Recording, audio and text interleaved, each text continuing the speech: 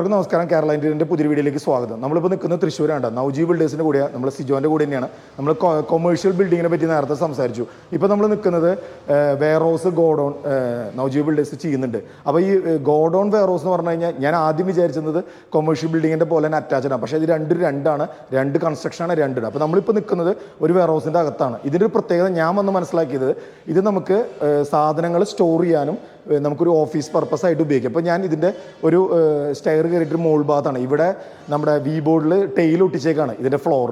അപ്പോൾ ഞാൻ പറഞ്ഞത്, നിങ്ങൾ ഒരിക്കലും ചിന്തിക്കരുത് വെയർഹൗസ് ഗോഡൗൺ എന്ന് പറഞ്ഞ സാധനം സ്റ്റോർ ചെയ്യുക മാത്രമല്ല, അത് നമുക്ക് എന്താ പറയുക, മൾട്ടിപ്പിൾ ആയിട്ട് ഉപയോഗിക്കാം. നമുക്ക് ചെറിയ ഓഫീസ് സെറ്റപ്പ് ഉപയോഗിക്കാം, സാധനങ്ങൾ സ്റ്റോർ ചെയ്യാം. ഇത് 60 ദിവസം കൊണ്ട് നിങ്ങൾക്കിത് ഇവർ ഗോഡൗൺ അല്ലെങ്കിൽ വെയർഹൗസ് നിങ്ങൾക്ക് എന്താ പറയുക, അത് കൺസ്ട്രക്ട് ചെയ്താൽ ബിൽഡ് ചെയ്ത് നിങ്ങൾക്ക് തരും.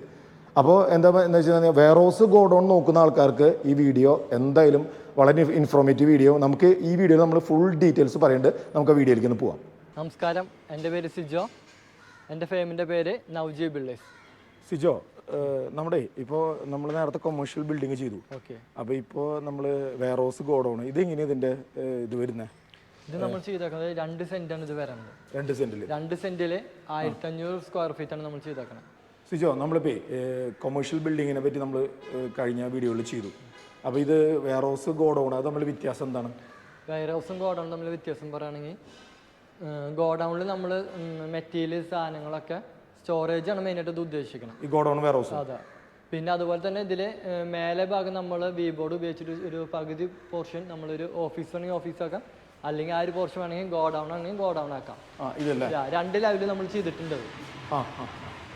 പിന്നെ കൊമേഴ്ഷ്യൽ വന്നെങ്കിൽ നമ്മൾ ശരിക്കും റെന്റ് പർപ്പസ് ആയിട്ട് ഓരോ ഷോപ്പ് ഇത് ഒറ്റ ആൾക്കാരാണ്, ഒറ്റ വെയർഹൗസ്, ഒറ്റ സാധനങ്ങൾ കൊണ്ട് സ്റ്റോർ ചെയ്യാം.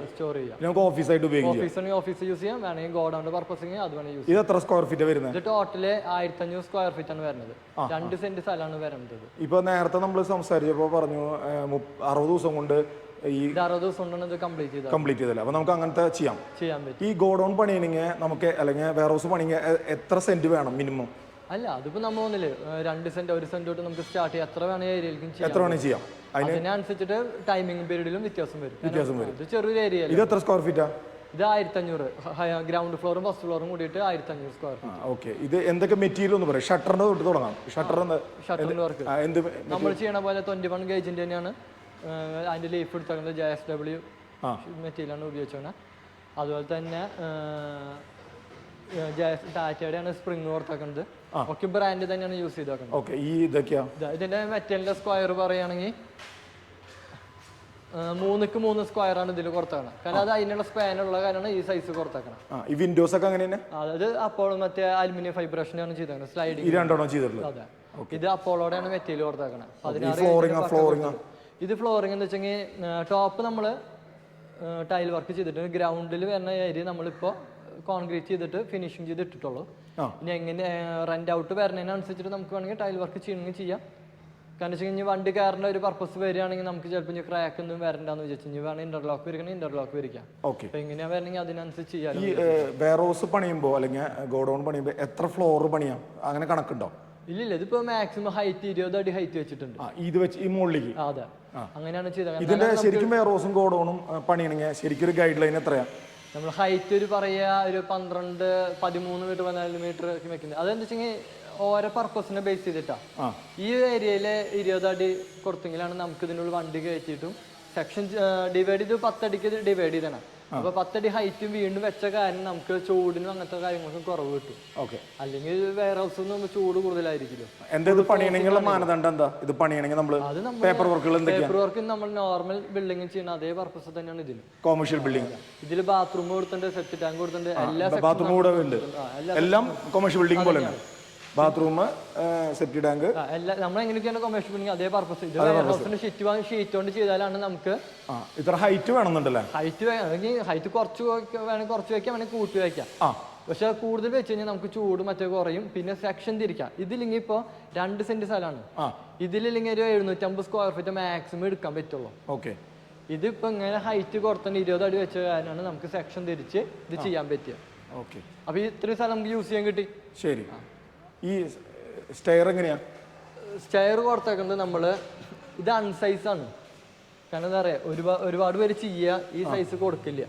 ഇത് 10ക്ക് 1 സൈസ് കൊടുത്താണ്. ഇത് കൊടുത്തു കഴിഞ്ഞാൽ നമുക്ക് ഫ്രീ ആയിട്ട് കയറാൻ പറ്റും. ആ സ്റ്റെപ്പ് നോക്കി നമുക്കറിയാം. അല്ലെങ്കിൽ എല്ലാവരും ചെയ്യുക ഇത് ഗ്യാപ്പ് ഇട്ടിട്ട് ചെയ്യാം. കാരണം എന്താ വെച്ചാൽ മെറ്റീരിയൽ സേവ് ചെയ്യാൻ വേണ്ടിയിട്ട്. പക്ഷെ നമ്മൾ ഹെവി ലോഡ് നമുക്ക് ഹാൻഡിൽ ചെയ്ത് പോവാന്ന് വെച്ച് കഴിഞ്ഞാൽ നമുക്ക് കയ്യിൽ പോകുമ്പോൾ എന്ത് ഫ്രീ ആയിട്ട് കയറാൻ വേണ്ടിയിട്ടാണ് ഇത് ഇങ്ങനെ കൊടുത്തത്. ഈ വെയർഹൗസ് ഗോഡൌൺ ഒക്കെ പണിയുമ്പോൾ നമുക്ക് ഫയറിന്റെ എന്തെങ്കിലും ലൈസൻസോ എന്തെങ്കിലും എടുക്കണോ? ഇതിപ്പോ ചെറിയ ഏരിയ ആയതുകൊണ്ട് കുഴപ്പമില്ല. മറ്റേത് മീൻസ് എത്ര തൊട്ടാണ് ഫയറിന്റെ? അതൊക്കെ 1000 സ്ക്വയർ ബേസ് അത് കൊമേഴ്ഷ്യൽ ബിൽഡിങ്ങിനെ പോലെ തന്നെ അതേപോലെ തന്നെയാണ് റൂൾസ് ഒക്കെ. ഇനി നമുക്ക് മുകളിലൊന്ന് കയറാം. ഓക്കെ. അപ്പൊ ഇവിടെ ടൈലാണ് മുകളിൽ ഇട്ടാണ് അല്ലേ? ഓഫീസ് ആയതുകൊണ്ടായിരിക്കും അല്ലേ? ഓഫീസിന്റെ പർപ്പസിന് യൂസ് ചെയ്യാൻ വേണ്ടിയിട്ടാണ് അങ്ങനെ ചെയ്തത്. സ്റ്റാൻഡേർഡ് ടീമിന് ഒന്നും കസ്റ്റമറിന് ഏത് ടൈല വേണമെങ്കിൽ അതനുസരിച്ച് അത് ചെയ്ത് കൊടുക്കാം. അതൊന്നും പ്രോബ്ലം ഇല്ല. ഇതെന്ത് മെറ്റീരിയൽ യൂസ് ചെയ്യുന്നത്? ഇത് ഇതുണ്ടോ GR റൂഫിന്റെ നമ്മൾ യൂസ് ചെയ്തേക്കുന്നത്. പക്ക 35 ആണ് കൊടുത്തത്. ഔട്ടർ വരെ നമ്മള് ഇങ്ങനെ ചുറ്റോറും മുഴുവൻ ഔട്ടറും അതുപോലെ ഇൻസൈഡും ടോപ്പും എല്ലാതും നമ്മൾ കൊടുത്തേക്കുന്നത് പക്ക 35ന്റെ ടോപ്പ്. എന്തുകൊണ്ട് ഇങ്ങനത്തെ ഒരു ഗ്ലാസ് ടൈപ്പ് പോലെ കൊടുത്തത്? ലൈറ്റിംഗിന്റെ പർപ്പസിനാണ് ഈ ട്രാൻസ്പെറന്റ് കൊടുത്തേക്കുന്നത്. പുറത്തുനിന്നുള്ള സൺലൈറ്റ് കിട്ടാൻ. സൺലൈറ്റ് ഉണ്ട് എല്ലാം ഉണ്ട്. ഔട്ട് സൈഡ് ഈ സൈഡിൽ കൊടുത്തിട്ടുണ്ട്, അവിടെ കൊടുത്തിട്ടുണ്ട്. ഇതെന്താ സംഗതി? ഇത് എയർ സർക്കുലേഷന് വേണ്ടിയിട്ട്. അതെന്താ പറയാ? ഇതെന്താ സംഭവിച്ചെങ്കിൽ ഇത്ര ഹീറ്റ് ആണ് ഇതിന്റെ ഉള്ളിൽ. ചൂട് ഇപ്പൊ നമുക്ക് നല്ല ചൂട് ഫീൽ ചെയ്യുന്നുണ്ട്. ആ ചൂട് അബ്സോർവ് ചെയ്യണമെന്ന് വെച്ച് കഴിഞ്ഞാൽ ഇങ്ങനത്തെ സംഭവം വെച്ചെങ്കിൽ മാത്രമാണ് നമുക്ക്. അപ്പൊ ഇത് വെയർഹൗസ് ഗോഡൌൺ പണിയുമ്പോൾ ഇത് എന്തായാലും വേണം. മസ്റ്റ് ആണ്. ഇത് കോസ്റ്റ്ലി ആണോ ഈ സാധനം? ഇല്ല, ആകെ ഒരു 6000 ഒക്കെ വരുന്നുള്ളൂ. പിന്നെ അത് ഇൻസ്റ്റാളേഷന്റെ ഒരു ചാർജ് വരും. ഇൻസ്റ്റാളേഷൻ ഒന്നുമില്ല, നമ്മൾ തന്നെ ഡ്രസ് വർക്ക് അതൊക്കെ ഇൻക്ലൂഡ് ആണ്. ഓക്കെ. ഇതെന്താ ഈ വിൻഡോസ് സ്ലൈഡിംഗ് വിൻഡോ കൊടുക്കാനും ഇത് തന്നെയാണ്. ഈ ലൈറ്റിങ്ങും അതുപോലെ തന്നെ വെന്റിലേഷൻ ഒക്കെ കിട്ടാൻ വേണ്ടിയിട്ടാണ് നമ്മൾ ഇങ്ങനെ കൊടുക്കാൻ കാരണം. ഓക്കെ. ഈ വെയർഹൗസ് ഗോഡൌണേ നമ്മൾ പല ആൾക്കാരും പറയാറുണ്ട് ഈ വെയർഹൗസ് ഗോഡൌൺ പണിയാന്ന് പറഞ്ഞു കഴിഞ്ഞാൽ എന്തെങ്കിലും ഫയർ ആവുകയോ അല്ലെങ്കിൽ എന്തെങ്കിലും വല്ല എക്സ്പ്ലോഷൻ അങ്ങനത്തെ ഇഷ്യൂസ് ഒക്കെ വരുന്ന ആൾക്കാർക്ക് പേടിയാ, സ്ഥലം ഉണ്ടെങ്കിൽ കൂടി ഇത് പണിയുന്നില്ല. അപ്പോൾ സിജോ അവർക്ക് എന്തോ മെസ്സേജാണ് കൊടുക്കുക? അത് നമുക്കത് അതിൽ നിന്ന് പുറത്തു വരാൻ നമ്മളിപ്പോൾ ഇതിൽ ചെയ്യുമ്പോൾ എല്ലാ റൂൾസും വെച്ചിട്ടാണ് നമ്മൾ ചെയ്തേക്കണം. ഗവൺമെന്റിൽ നിന്ന് ഫുൾ അപ്രൂവൽ എടുത്തിട്ട് ആ പേപ്പർ വർക്കൊക്കെ സിജോ ചെയ്യും. അതെ. അപ്പൊ അതുകൊണ്ട് പ്രശ്നമില്ല. നമ്മൾ അത് അങ്ങനെ നോക്കിയിട്ട് തന്നെയാണ് വർക്ക് ചെയ്യുന്നത്. പിന്നെ നമ്മൾ ഡേഞ്ചറസ് ആയിട്ടുള്ള ഗുഡ്സ് ഒന്നും സ്റ്റോർ ചെയ്യാതിരിക്കുക. ഇല്ല, അത് ഓരോന്നിനും ഓരോ പർപ്പസ് ഉണ്ട്. ഇതിപ്പോ നോർമൽ ഒരു ലെവലിൽ ചെയ്യാൻ വേണ്ടിയിട്ടുള്ള ലെവലാണ് ഇത് കണ്ടാക്കുന്നത്. നമ്മൾ സാധാ ഒരു വെയർഹൗസ് ആണ്. പിന്നെ ഇതിൽ കൊടുത്തത് ഇതിന്റെ സ്പാൻ ബേസ് ചെയ്തിട്ടാണ് കൊടുത്തത്. ഇതിപ്പോ അത്ര സ്പാനില്ല, ഒരുപാട് സ്പാൻ ഒന്നും ഇല്ല. അത് കാരണം ഈ മെറ്റീരിയൽ ഉപയോഗിച്ചിട്ട് 3ക്ക് 3ന്റെ സൈസ് കൊടുത്ത് ചെയ്ത. അല്ലെങ്കിൽ ഹെവി സ്പാം ഏരിയ വലിയ വെയർ ഹൗസ് ഒക്കെ ആണെങ്കിൽ നമ്മൾ IBM ഇട്ടിട്ട് തന്നെ ചെയ്യണം. ഇതിപ്പോ ഈ നോർമൽ സ്ഥലം ആയതുകൊണ്ടാണ് ഇങ്ങനെ ചെയ്യുന്നത്. സ്ട്രെങ്ത് കൂടും. സ്ട്രക്ചർ ഡിസൈൻ ചെയ്തിട്ട് തന്നെ വേണം ഇത് ചെയ്യണം. കാരണം ലോഡ് എടുക്കില്ലല്ലോ, ഇത്ര ഹെവി ആയിട്ട് ഹൈറ്റും വരും, കാറ്റ് പിടിക്കാൻ നോക്കണം. അതിന്റെ എല്ലാം കൂടി നോക്കിയിട്ട് വെയർഹൗസ് ഗോഡൌൺ പണിയുന്നവര് നമ്മുടെ ഈ നമ്പർ വീഡിയോയിലും ഡിസ്ക്രിപ്ഷനിലും കൊടുക്കും. ഇതിപ്പോ നമ്മൾ ചെയ്തേക്കുന്നത് 1500 സ്ക്വയർ ഫീറ്റ് ചെയ്തത് 9 lakhനാണ് ഫുള്ള് ഫിനിഷിംഗ് ചെയ്ത്. ഈ ടൈൽ വർക്കും ഈ പെയിന്റിങ്ങും എല്ലാം ഇൻക്ലൂഡ് ചെയ്തിട്ടാണ് നമ്മൾ ഇത് ചെയ്തേക്കുന്നത്. അപ്പൊ ആവശ്യക്കാരെ നമ്പറിൽ കോൺടാക്ട് ചെയ്യണം അല്ലേ? ഓക്കെ. അപ്പോൾ നമ്മൾ നവജീവ് ബിൽഡേഴ്സിൻ്റെ വെയർഹൗസ് നമ്മൾ കണ്ടുകൂട്ടാ. ഇതിൽ ഇവർ വളരെ സിസ്റ്റമാറ്റിക് ആയിട്ട് ബഡ്ജറ്റീവായിട്ട് വെയർഹൗസുകൾ എന്ന് പറയുന്നത് നിങ്ങൾക്ക് എന്താ പറയുക ബിൽഡ് ചെയ്ത് അല്ലെങ്കിൽ കൺസ്ട്രക്ട് ചെയ്ത് അല്ലെങ്കിൽ നിർമ്മിച്ച് നിങ്ങൾക്ക് നൽകൂട്ടാ. എന്ന് വെച്ച് കഴിഞ്ഞാൽ ഇതിൽ പ്രത്യേകത എന്ന് പറഞ്ഞാൽ നമ്മൾ എല്ലാവരും വിചാരിക്കുന്ന വെയർഹൗസ് ഗോഡൗൺ എന്നൊക്കെ പറഞ്ഞു കഴിഞ്ഞാൽ ഫയറിൻ്റെ ഇഷ്യൂ വരും, ഡേഞ്ചറസ് ആയിട്ടുള്ള ഇത് അങ്ങനെ സംഗതിയില്ലേ. ഇതിൻ്റെ എല്ലാ പേപ്പർ വർക്കുകളും നവജീവ് ബിൽഡേഴ്സ് ചെയ്തോളും. നിങ്ങളെ സൈറ്റ് അല്ലെങ്കിൽ നിങ്ങൾ ആ ലൊക്കേഷൻ കാണിച്ചു കൊടുത്തെങ്കിൽ ഇവർ നിങ്ങൾക്ക് ഏത് രീതിയിലാണ് വെയർഹൗസ് വേണ്ട അല്ലെങ്കിൽ ഗോഡൗൺ വേണ്ടെങ്കിൽ അത് നിങ്ങൾക്ക് ചെയ്തു തരും. പിന്നെ ഇതിൽ പ്രധാനപ്പെട്ട ഒരു കാര്യം എന്ന് വെച്ച് കഴിഞ്ഞാൽ നമുക്ക് ബഡ്ജറ്റീവാണ്. ഇവർ ക്വാളിറ്റി മെറ്റീരിയൽ ഉപയോഗിച്ചിട്ട് നല്ല രീതിയിലാണ് നിർമ്മിച്ചത്. ഞാനിപ്പോൾ ഇവിടെ വന്നപ്പോൾ തന്നെ ഈ വി ബോർഡിൽ ടൈലൊക്കെ ഒടിച്ച് കണ്ടപ്പോൾ ഞാൻ അത്ഭുതപ്പെട്ടു പോയി. പിന്നെ ഇവിടുത്തെ വർക്കുകൾ, ട്രാൻസ്പെറൻറ്റ് ഗ്ലാസ്സുകൾ, ഇവരുടെ മൊത്തം എല്ലാ വർക്കുകളും ഒന്നും നമുക്ക് ടോയ്ലറ്റ് സൗകര്യം ഉണ്ട്, നമുക്ക് പിന്നെ ഇത് ഓഫീസ് പർപ്പസ് ആയിട്ട് ഉപയോഗിക്കാം, സ്റ്റോറേജ് ആയിട്ട് ഉപയോഗിക്കാം, എല്ലാ സംഗതികളുണ്ട്. വെയർഹൗസ് ഗോഡൗൺ നോക്കുന്നവർക്ക് എന്തായാലും ഇത് തീർച്ചയായിട്ടും ഇഷ്ടപ്പെടും. അപ്പോൾ ഇഷ്ടപ്പെട്ടാൽ ലൈക്ക് ചെയ്യുക, ഷെയർ ചെയ്യുക, സബ്സ്ക്രൈബ് ചെയ്യുക. അപ്പോൾ നിർത്തട്ടെ. This is Jobin Jose, Kerala interior. By.